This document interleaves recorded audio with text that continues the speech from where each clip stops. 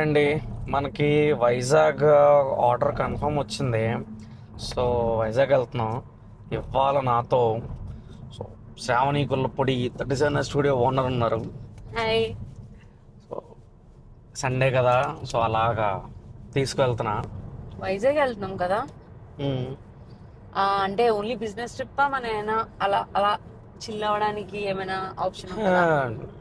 లేదు, యాక్చువల్గా ఇప్పుడు బిజినెస్ ఎందుకంటే టైం ఆల్రెడీ పన్నెండింది. మనం అక్కడికి వెళ్ళి వాళ్ళతో మాట్లాడనేటప్పటికి టైం అయిపోతుంది. సో ఈవినింగ్ అలా షాపింగ్ వెళ్దాం వైజాగ్. ఓకే.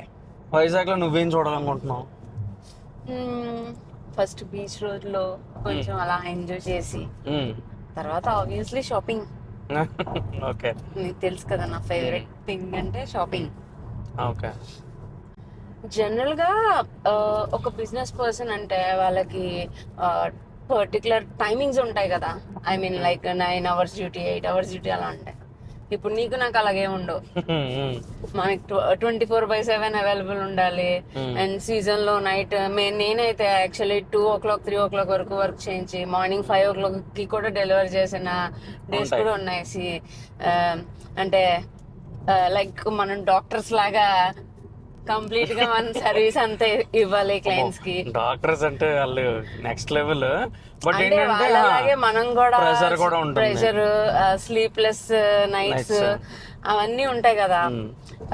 నువ్వు ఏది ప్రిఫర్ చేస్తావు? అంటే ఇట్లా ఇంత స్ట్రెస్ఫుల్ బిజినెస్ కావాలా, లేదంటే టైం టు టైం క్లోజ్ చేసేసుకొని ఇంటికి వచ్చాక అవి ఏమీ లేకుండా ప్రశాంతంగా పడుకునే లైఫ్ కావాలనుకుంటావా నువ్వు? It's not about stress. నాకైతే నాకు నచ్చిన పని చేయడం అంటే ఇష్టం. ఇప్పుడు నువ్వు చెప్పినట్టు నేను ముందు టాటాలో చేశాను. టాటాలో వర్క్ చేస్తే నాకు ఆ టైంలో so I'm in manager level. నాకు ప్రెషర్ చాలా ఎక్కువ ఉంటుంది. వర్క్ మాత్రం నేను మేనేజ్ చేసుకున్నాండి.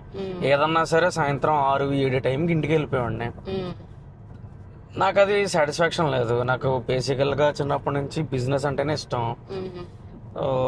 ఇంటికి వచ్చి ఇంటి దగ్గర ఏదైనా స్టార్ట్ చేయాలనే. సో నువ్వు జాబ్ కూడా చూసావు అండ్ బిజినెస్ కూడా చూసావు. నేనైతే జాబ్ అయితే నాకు అందులో ఇవన్నీ తెలియదు, నేను డైరెక్ట్ బిజినెస్. సో నీకు ఏది బాగుంది అనిపించింది జనరల్ గా? బిజినెస్ బిజినెస్ దానికే బ్రహ్మాండంగా ఉండదు. అంటే చేసుకోవాలి. స్టార్టింగ్ లో వచ్చే డిస్కరేజ్మెంట్ బట్టి మనం డెసిషన్స్ తీసుకున్నామా ఇంకెంత అయిపోయినట్టే. ఎందుకంటానంటే నాది బెంగళూరులో. నాకు అప్పుడు 2019లో 10 lakhs per annum ప్యాకేజ్. నేను అప్పుడు కంటిన్యూ చేసి ఉంటే ఇప్పుడు మంత్లీ 2 lakhs 3 lakhs వచ్చేద్దును. నేను అప్పుడు మానేసిన తర్వాతే నన్ను చాలా మంది ఎవడరా నేను బిజినెస్ లోకి రమ్మన్నది, బ్రహ్మాండమైన లైఫ్, బెంగళూరుని వదిలేసి వచ్చావు అని చెప్పి బోల్డ్ మంది ఇట్టారు. లిటరల్లీ నేను పెట్టగానే కోవిడ్ వచ్చింది కదా. సో కోవిడ్ టైంలో నేను చాలా ఫీల్ అయ్యాను, ఏంట్రా బాబు ఇలాగైందని చెప్పి. ఎందుకంటే నాకు ఎవ్రీ మంత్ శాలరీ పడేది. పోనీ జాబ్ చేస్తూ ఇది చేద్దామంటే అవ్వదు. యాక్చువల్లీ జాబ్ చేయడానికి ఎవరైనా నా ఒపీనియన్ ఏంటంటే జాబ్ ఎలా అయినా చేయొచ్చు. బట్ బిజినెస్ మైండ్ అంటే మల్టీ టాస్కింగ్ ఉండాలి, అందరినీ మేనేజ్ చేయాలి. మళ్ళీ సర్వీస్ బేస్డ్ బిజినెస్ అయితే వర్కర్స్ తోటి చాలా పెద్ద ఇష్యూ. వాళ్ళు మేనేజ్ చేయడమే ఒక టెక్నిక్ ఉండాలి, దాన్ని ఏమనాలి. సో ఇవన్నీ చేయగలిగిన వాళ్ళే పేషెన్స్ ఉండాలి. చేయగలిగిన వాళ్ళే బిజినెస్ లోకి సూట్ అవుతారు అనుకుంటా. ఇంటికి వెళ్ళాక ఫ్యామిలీ లైఫే ఉండాలి, ఇంకా మైండ్ లో ఏం ఉండకూడదు అనేది బిజినెస్ లో అవ్వదు కదా. జాబ్ లో అలాగే ఉంటదా? ఇంకా ఫ్రీ అయిపోతారు కదా షట్ డౌన్ చేసేస్తే మనసు. చాలా సింపుల్ గా చెప్తా. జాబ్ లో నువ్వు నీ మేనేజర్ని ఇంప్రెస్ చేసి మేనేజర్ దగ్గర మార్కులు కొడితే చాలు. ఎందుకంటే అప్రైజర్లు, బోనస్లు, ఇన్సెంటివ్స్ అన్ని కూడా ఆయన చేతిలోనే ఉంటాయి. ఎదర్ మేనేజర్ ఆర్ హెచ్ఆర్ వాళ్ళిద్దరి చేతుల్లోనే ఉంటది. సో అక్కడ నువ్వు వాళ్ళ ఒక్కరికే భయపడతావు. ఇక్కడ నీకు రేట్తో సంబంధంలా, if is a customer you need to answer him. అవును. ఏ టైంలో ఎలా ఫోన్ చేసినా అట్లీస్ట్ నీకు ఫోన్ చేయడం కుదరకపోతే మెసేజ్ పెట్టాలి. వాళ్ళది చిన్న ఆర్డర్ పెద్ద ఆర్డర్ అనేది కంపారిజన్ ఉండకూడదు. ఇచ్చారు మనం అది చేసేదాకా కొంచెం భయపడాలి. సో ఆ రెస్పాన్సిబిలిటీస్ అనేది మారిపోతాయి. కంఫర్ట్ జోన్ లో ఉన్నాము అంటే పని అవుతాం, బిజినెస్ అనేది పని అవుతాం. అంటే ప్రతి ఒక్క కస్టమర్ కాల్స్ అన్ని నువ్వే అటెండ్ చేస్తావు అండ్ స్టాఫ్ కి ఇవ్వవు కదా. ఐ మీన్ లైక్ స్టాఫ్ ని కూడా ఇంక్లూడ్ చేస్తే ఏమైనా బిజినెస్ కి ఇబ్బంది అవుతుంది అనుకుంటున్నావా? ఇన్వాల్వ్ చేయొచ్చు. ఇన్వాల్వ్ చేస్తే నేను చెప్పినట్టుగా స్టాఫ్ చెప్పరు. నువ్వు ఎంత ఎఫిషియంట్ ఎంప్లాయీని తీసుకొచ్చినా ఏదో ఒక లోపం అనేది ఉంటుంది. అంటే కస్టమర్ 100% టార్గెట్ ఓరియంటెడ్ చేస్తే అది వేరు. ఇప్పుడు అలాగైతే ప్రతి కంపెనీ, ఇప్పుడు అమ్మాని రిలయన్స్ లో ప్రతి షాప్ లో కూర్చోరు. బట్ పాయింట్ ఏంటంటే అవన్నీ ఫిక్స్డ్ ప్రొడక్ట్స్. ఫిక్స్డ్ ప్రోడక్ట్ కి సేల్స్ మెన్ సరిపోతారు. బట్ మనది ఫిక్స్డ్ కాదు, ఏది ఫిక్స్డ్ మోడల్ లేదు. సో కస్టమైజేషన్ కి కస్టమర్ని అర్థం చేసుకోవాలి. ఆయనకి కావాల్సిన కంఫర్ట్లు, బడ్జెట్, రిక్వైర్మెంట్లు అవన్నీ అర్థం చేసుకోవాలంటే నేనే ఉండాలి. రెడీమేడ్ ప్రోడక్ట్స్ నేను పెట్టి సేల్ చేయించడం అది పెద్ద ఇష్యూ ఏం కాదు. ఫ్రాంచైజీలు పెట్టుకోవచ్చు, బ్రాంచ్లు పెట్టుకోవచ్చు. అదంతా కూడా ఏంటంటే ఒక ప్రాపర్ సిస్టమాటిక్ వే ఉంటే ఈజీ అయిపోతుంది. అది ఇప్పుడు ఆల్రెడీ అవే కదా జరుగుతున్నాయి. ప్రతి బ్రాండ్ లోని ఒక పర్టికులర్ ప్రొడక్ట్ ఉంటది. ఆ ప్రొడక్ట్ ని బేస్ చేసుకుని ఒక 4-5 కలర్లు దింపి సేమ్ ప్రొడక్ట్ ప్రతి స్టోర్ లోని పెడతారు.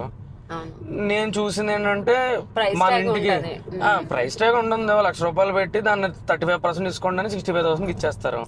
సో ఇది చేయడం ఈజీనే, ఇది ఎప్పుడన్నా చేయొచ్చు. కానీ ఒక కస్టమర్ కి వాళ్ళ బడ్జెట్ లో వాళ్ళకి కావాల్సింది ఇవ్వడంలో ఉన్న సాటిస్ఫాక్షన్ నాకు ఇందులో కనబడలే. ఎందుకంటే నేను ఫస్ట్ 4 years చేసింది సప్లై కదా. సో నీకు అందులో కస్టమైజేషన్స్ ఏమి ఉండవు. ఒక మోడల్ చూసి 20 పీసెస్, ఇంకో మోడల్ చూసి ఇంకో 20 పీసెస్ అలాగా పెట్టడమే. బట్ ఇప్పుడు క్లయింట్స్ కూడా కస్టమైజ్ చేయించుకోవడానికి ఇష్టపడుతున్నారు కదా, అంటే యూనిక్నెస్ కోసం, దానికోసం. అండ్ ఇప్పుడు ఈరోజు సండే నీకు వర్క్ జరుగుతుంది అక్కడ, నాకు వర్క్ జరుగుతుంది. యాక్చువల్లీ ఇప్పుడు ఫోన్ సైలెంట్ లో ఉన్నాయి కాబట్టి కొంచెం ఒక 10 minutes మనం డిస్కస్ చేసుకోగలుగుతున్నాం. లేకపోతే నీ ఫోన్ లో నువ్వు, నా ఫోన్ లో నేను. సో మనకి అలా ఇద్దరిది same category, I mean like similar businesses కాబట్టి ఓకే. లేదంటే ప్రాబ్లమే కదా. ఐ మీన్ లైక్ డాక్టర్ నే పెళ్లి చేసుకుంటే కాంప్లికేషన్స్ ఉండవు అన్నట్లు. యా, సో అలా సరిపోయింది. మొన్న కూడా మూవీ టికెట్స్ తీసాము. ఆ రోజు నా క్లయింట్ ఉన్నారు, నువ్వు ఎక్కడ కాల్ చేస్తావా నాకు టెన్షన్, నువ్వు కూడా చేయలేదు, నీకు క్లయింట్ ఉన్నారు. సో అలా సరిపోయింది, లేదంటే ప్రాబ్లం అయ్యేది. అనుకోలేదు నేను 8 o'clock కదా పర్లేదు వెళ్ళిపోదాం అనుకున్నాను. కానీ నాకు కూడా 9:30 వరకు క్లయింట్ ఉన్నారు, అయిపోయింది. ఆ రోజు మిస్ అయిపోయింది. బొటీక్ జనరల్ గా ఫార్ములా ఉందా? నేను రీసెంట్ గా అబ్జర్వ్ చేసింది కాకినాడలో 2 బిజినెస్లు, అంటే 2 categories ఆఫ్ బిజినెస్ చాలా ఫాస్ట్ గా డెవలప్ అవుతున్నాయి. ఒకటి హోటల్, అది కేఫ్ అవ్వచ్చు, చిన్న హోటల్ అవ్వచ్చు, పెద్దది అవ్వచ్చు, రెస్టారెంట్ అవ్వచ్చు, ఏదన్నా కానీ కాకినాడలో చాలా ఎక్కువ ఉన్నాయి. అది పక్కన పెడితే బొటీక్స్, ఇన్సైడ్ వర్క్ ఏంటో తెలియదు కానీ బయటకైతే బొటీక్ అని, తర్వాత కార్షర్ అదొకటి, తర్వాత ఈ కస్టమైజేషన్స్ అందరూ పెడుతున్నారు. ఇంట్లో చేసే వాళ్ళు ఉన్నారు. నీకు తెలిసిందే, మనం ఒక రీల్ చూసామంటే బయట చూసిన వాళ్ళకి చాలా ఈజీ అనిపిస్తుంది. ఏం లేదు, టైలర్ వాళ్ళు ఇల్లు చేసేస్తారు, వాళ్ళకి ఇచ్చేస్తే అని. మెయిన్ అంతా మన చేతిలోనే ఉండాలి డిజైనింగ్ అనేది. అండ్ ఆ డిజైనింగ్ కరెక్ట్ గా ఉండాలి. వర్కర్స్ తో మనం చేయించాలి వర్క్, వాళ్ళకి రాకపోతే మనం చేసి చూపించాలి. సమ్ టైమ్స్ వీళ్ళు సరిపోదు, ఇలా రాదు అంటారు టైలర్స్. అది ఎలా రావాలని మనం చూపించగలిగే టాలెంట్ మనకు ఉండాలి. ఇప్పుడు బేసికల్లీ లేడీస్ ఏమైనా చేద్దాము అదర్ దాన్ జాబ్ అనుకుంటే రెండు మోస్ట్లీ కనపడేవి బ్యూటీ పార్లర్ ఆర్ బుటీక్. ఈ రెండే కనిపిస్తాయి. అంటే స్టాఫ్ ని పెట్టి మేనేజ్ చేసేసి కదా అనుకుంటారు. బట్ మనకి టాలెంట్ లేనప్పుడు మనం ఆడుకుంటారు వర్కర్స్, మామూలుగా కాదు. మనకి టాలెంట్ ఉన్నప్పుడే వాళ్ళు మన మాట వింటారు. లేదని మనం మంచి అవుట్పుట్ ఇవ్వాలి. అండ్ లేడీస్ కూడా ఇంటిలో స్ట్రెస్, పిల్లలు, వంట అండ్ హస్బెండ్ ని చూసుకోవాలి అండ్ మళ్ళీ బుటీక్ చూసుకోవాలి అంటే నా సజెషన్ అయితే అంత స్ట్రెస్ మీరు మెయింటైన్ చేయగలిగిన వాళ్ళైతే చేసుకోవాలి తప్పించి, లేదంటే సేల్ పెట్టుకుంటే మనం time to time shutter close చేసుకుని ఇంటికి వెళ్ళిపోతాం. అది బెస్ట్. చాలా మంది తీసేస్తున్నారు, కన్సిస్టెంట్ గా ఉండట్లేదు. మెయిన్ ఫస్ట్ మనం నాలెడ్జ్ గెయిన్ చేయకుండా ఏ బిజినెస్ పెట్టినా కూడా లాస్ అయిపోతాం. So first knowledge something training అవుతారు కదా ఇప్పుడు, లైక్ మనకి ఫ్యాషన్ డిజైనింగ్ కోర్సెస్ ఉంటాయి, అందులో కూడా ఏం రాదు, ఏమి నేర్పించరు, బేసిక్ చెప్తారు అంతే. అండ్ వాళ్ళు ఎక్కడైనా జాయిన్ అయ్యి వర్క్ చేసినప్పుడే వాళ్ళు నాలెడ్జ్ ఓన్ గా గెయిన్ చేయగలరు. ఇది క్రియేటివ్ ఫీల్డ్ కదా. అంటే ఇప్పుడు నేను కొన్ని ఏంటి ట్రైనింగ్ ప్రోగ్రామ్స్ చూస్తున్నా ఎలాగా.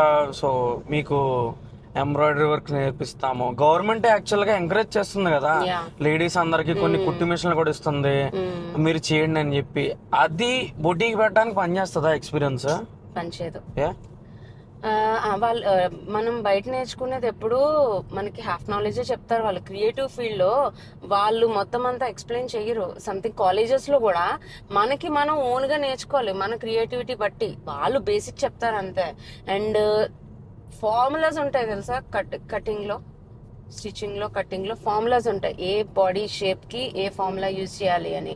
మ్యాథ్స్ లో కన్నా ఎక్కువ ఫార్ములాస్ ఉంటాయి. బ్లంట్ గా ఇది అనుకొని కటింగ్ చేసేస్తున్నారు తప్పించి టైలర్స్ కూడా ఫార్ములాస్ యూజ్ చేయట్లేదు. మన బుటీక్స్ లో అది చేస్తాం. బుటీక్స్ లో కూడా చాలా కేటగిరీస్ ఉంటాయి. ఒక మగ్గం వర్కర్ ని, ఒక టైలర్ ని పెట్టేసి అది బుటీక్ అంటే అది అవ్వదు. మనకి డిజైనర్ ఉండాలి, డిజైన్ చేయాలి, విత్ ఫార్ములా బేస్ చేయాలి, అండ్ మనం ప్యాటర్న్ మేకింగ్ చేయాలి. ఎంత ఈజీ కాదు, ఏదో మ్యాజిక్ చేసినట్టు అవుట్ఫిట్ రెడీ అయిపోయి. సో మీ దాంట్లో అన్ని చేయగలుగుతారా మీరు? అన్ని చేస్తాం మేము, అన్ని చేస్తాం. సో నేను ఏ టైప్ మోడల్ తీసుకొచ్చి నాకు ఇది చేయమంటే మీరు చేయగలుగుతారు? షూర్. ఆలోచించుకోరు అయితే. అన్ని చేస్తాం మనం. అయినా అక్కడ సిటీస్ లో కూడా అప్డేషన్స్ చాలా ఎక్కువ ఉంటాయి. ఇప్పుడు నీకు ఒక పాయింట్ చెప్తాను చూడు. నేను 2019 నుండి 2023 వరకు, అంటే 4 years ఓన్లీ సప్లయర్ని. అంటే ఒక షోరూమ్ కి మంచాలు, పరుపులు, సోఫాలు ఇవి సప్లై చేస్తాను. నాకు హార్డ్లీ సోఫాల్లో ఒక 4 మోడళ్ళు, మంచాల్లో ఒక 10 మోడళ్ళు, పరుపులు ఇంకా మోడల్స్ కాదు, ప్రైస్ లిస్ట్ ఉంటుంది మాకు బేసిక్. ఇవే ఫాలో అయిపోతే వెళ్ళిపోయాడు. దీని నుంచి నేను బయటకు వచ్చి ఏమైనా పెద్దగా పెందాం నా కస్టమర్ ఉండేవాడు కాదు. ఎందుకంటే no one knows I'm supplier, I'm manufacturer అని ఎవరికీ తెలియదు. నేను ఒక బోర్డు పెట్టను, ఒక రీల్ లేదు, ఒక పబ్లిసిటీ లేదు, నాదంతా కూడా క్వాంటిటీ బేస్డ్ వర్కే. ఒకేసారి 20 మంచాలు చేశాడు, 30 మంచాలు చేశాడు, ఇలా ఉండేది.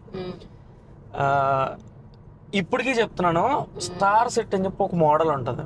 స్టార్ అనే కాదు, ఒక 4-5 ఉన్నాయి. జంబో సెట్, స్టార్, తర్వాత సి మోడల్, చైనా హ్యాండిల్. ఈ 4 మోడల్లో సోఫాలో నేను లిటరల్లీ 100లో చేసేవాడిని. ఇప్పుడు అది చేయట్లే.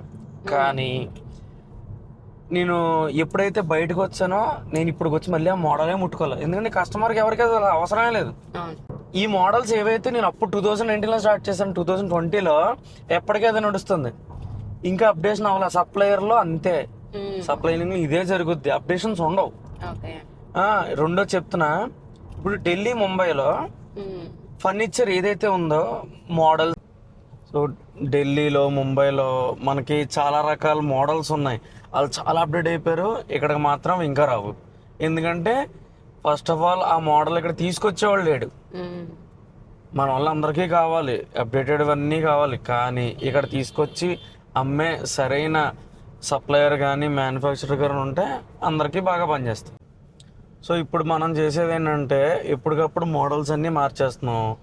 సో శుభోదయలో మెయిన్ కాన్సెప్ట్ ఏంటంటే చేసిందే మళ్ళీ రిపీటెడ్గా చేయడం కాదు, కావాల్సింది మన బడ్జెట్లో ఎంత కాంప్లికేటెడ్ మోడల్ అన్నా సరే మంచిగా తయారు చేసేవాడు అన్నమాట.